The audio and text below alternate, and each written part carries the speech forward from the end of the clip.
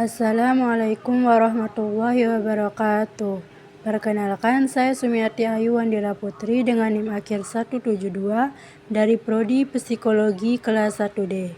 Pada video kali ini, saya akan menganalisis sebuah kasus, yaitu siswi SMP disiram air keras oleh pria umur 49 tahun karena cinta tak direspon.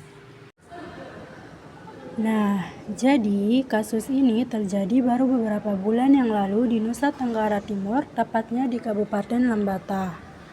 Yang kejadiannya itu terjadi pada pagi hari, Senin 14 Oktober 2024. Jadi, seorang siswa SMP berinisial MW yang merupakan korban ini berangkat ke sekolah seperti biasa. Namun, pada saat perjalanannya, ada seorang pria berusia 49 tahun yang berinisial CA mengikutinya dengan penyamaran menggunakan kerudung abu-abu dan jaket hoodie putih.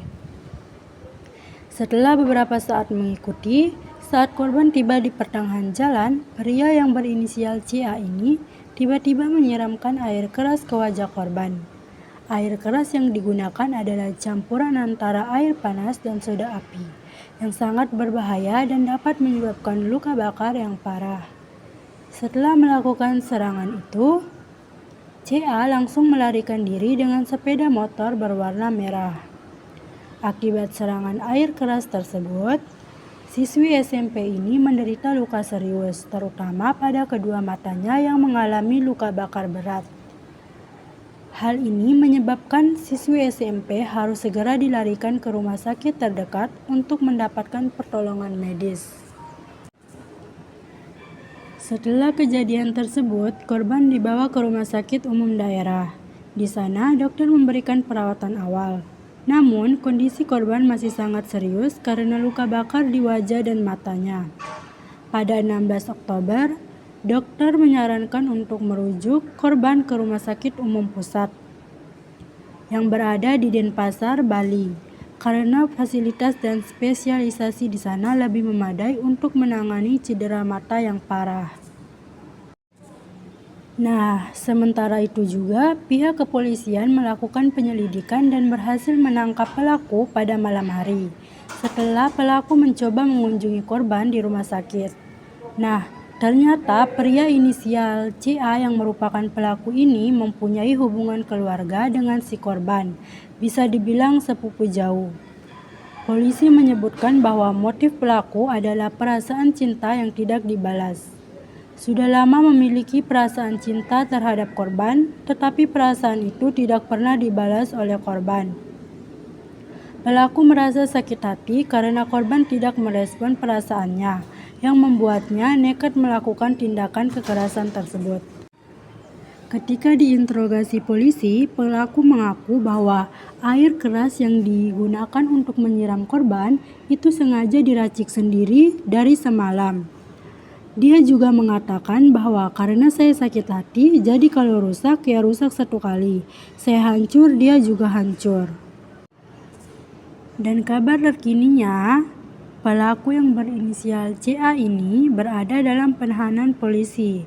Atas perbuatannya tersebut, polisi menjerat pelaku dengan pasal 354 ayat 1 KUHP tentang penganiayaan berat yang dilakukan dengan rencana. Pelaku diancam pidana penjara 12 tahun. Dan kabar korbannya sedang menjalani perawatan lanjutan di Rumah Sakit Umum Pusat di Denpasar, Bali untuk memulihkan kondisi matanya yang rusak akibat serangan air keras tersebut. Nah, jadi dari kejadian tersebut kita sudah tahu kan dampak fisik pada korban. Dan pastinya korban tidak hanya mendapatkan dampak fisik saja, melainkan korban juga bisa nih mengalami dampak psikologis dari kejadian tersebut. Dan setelah memahami kasusnya, di sini saya menyimpulkan beberapa dampak psikologis yang terjadi pada korban. Yang pertama, korban mengalami trauma psikologis. Korban kemungkinan besar mengalami trauma mendalam akibat kekerasan yang dilakukan oleh orang yang dikenalnya. Setiap kali mengingat kejadian atau melihat pelaku, korban bisa mengalami kilas balik yang menyakitkan atau mimpi buruk. Nah, pada kasus itu kan Karena pelakunya adalah kenalan dekat, trauma ini lebih parah karena melibatkan perasaan dikhianati oleh seseorang yang seharusnya melindungi, bukan melukai. Yang kedua, korban pasti mengalami ketakutan berlebihan dan perasaan tidak aman. Korban mungkin merasa takut untuk keluar rumah, pergi sekolah, atau berinteraksi dengan orang baru. Ketakutan ini bisa semakin kuat karena kejadian tersebut terjadi di ruang publik saat ia hendak berangkat sekolah. Pada kejadian ini menunjukkan bahwa korban diserang di lingkungan yang seharusnya aman, membuat rasa aman korban di ruang publik terganggu secara signifikan. Yang ketiga, korban merasa penurunan harga diri. Luka bakar yang menyebabkan perubahan fisik permanen dapat membuat korban merasa minder dan malu terhadap penampilannya, terutama karena usianya yang masih remaja.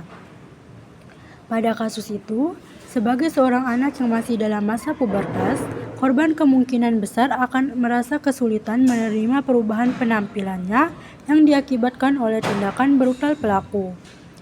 Yang keempat, korban merasa depresi dan kecemasan. Korban mungkin merasa putus asa, kehilangan motivasi untuk melanjutkan sekolah, dan cemas terhadap pandangan orang lain terhadap dirinya. Pada kasus itu, dengan perhatian publik terhadap kasus ini, korban bisa merasa semakin tertekan karena menjadi pusat perhatian yang bisa memperburuk kecemasan dan depresinya. Yang kelima, ada gangguan hubungan sosial. Korban mungkin menarik diri dari teman-temannya karena takut dihakimi atau diejek atas kondisinya.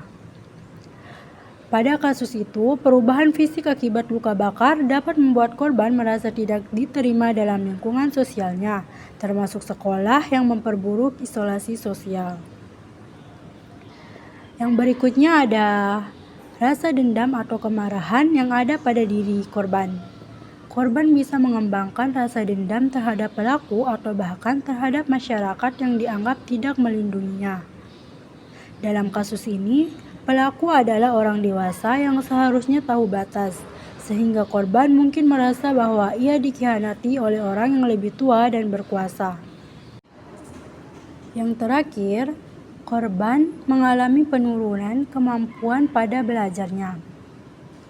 Ketidakmampuan untuk fokus akibat trauma dan rasa takut dapat menghambat prestasi akademik korban.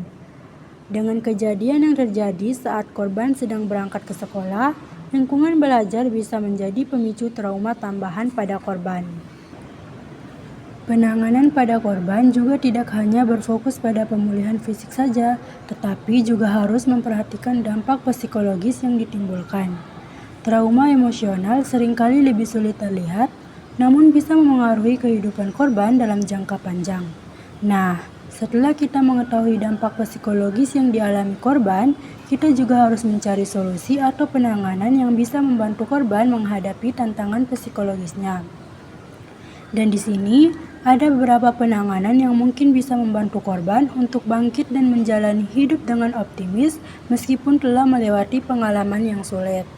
Yang pertama, perlu dukungan emosional dari keluarga dan orang terdekat. Setelah insiden, korban mungkin merasa kesepian, tidak berharga, atau takut menghadapi dunia. Nah, keluarga disinilah yang perlu menjadi sumber kenyamanan pertama, menunjukkan cinta tanpa syarat, dan mendengarkan tanpa menghakimi. Misalnya, orang tua bisa melibatkan korban dalam diskusi keluarga, mendampingi mereka menjalani kegiatan sehari-hari, atau memberikan kata-kata positif untuk membangun kembali rasa percaya diri. Selain itu, penting juga untuk menjaga suasana rumah tetap harmonis, menghindari tekanan yang dapat memperburuk kondisi emosional korban. Yang kedua, ada terapi trauma oleh profesional. Jadi, korban serangan fisik seperti ini biasanya mengalami trauma yang mendalam, termasuk mimpi buruk, rasa takut yang berlebihan, dan hilangnya rasa aman. Terapis dapat membantu dengan teknik seperti Cognitive Behavioral Therapy atau CBT. Teknik ini yang dirancang untuk membantu korban memproses kejadian tanpa merasa terlalu terbebani oleh emosi negatif. Psikolog juga dapat membantu korban menetapkan tujuan harian sederhana, seperti melatih keberanian untuk berbicara dengan teman, agar mereka secara bertahap merasa mampu berfungsi secara normal. Yang ketiga, ada pemulihan identitas sosial dan rasa percaya diri. Korban sering merasa kehilangan tempat dalam masyarakat akibat stigma sosial atau perubahan fisik yang signifikan.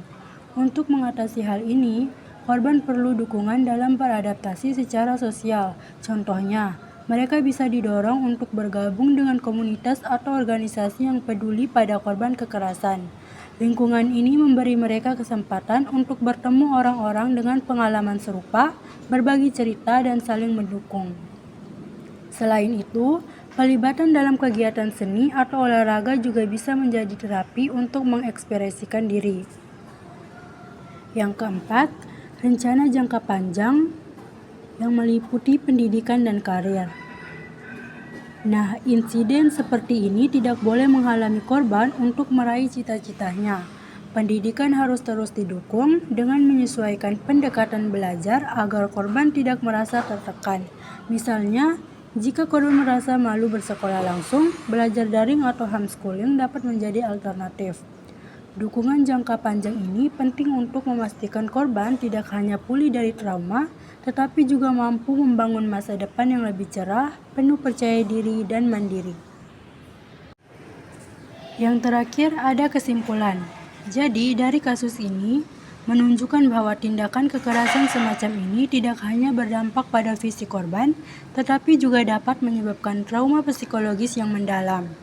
Oleh karena itu, penanganan yang efektif harus mencakup pemulihan fisik dan psikologis.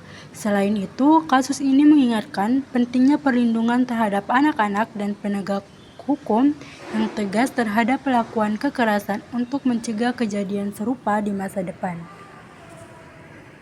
Sekian dari saya. Wassalamualaikum warahmatullahi wabarakatuh.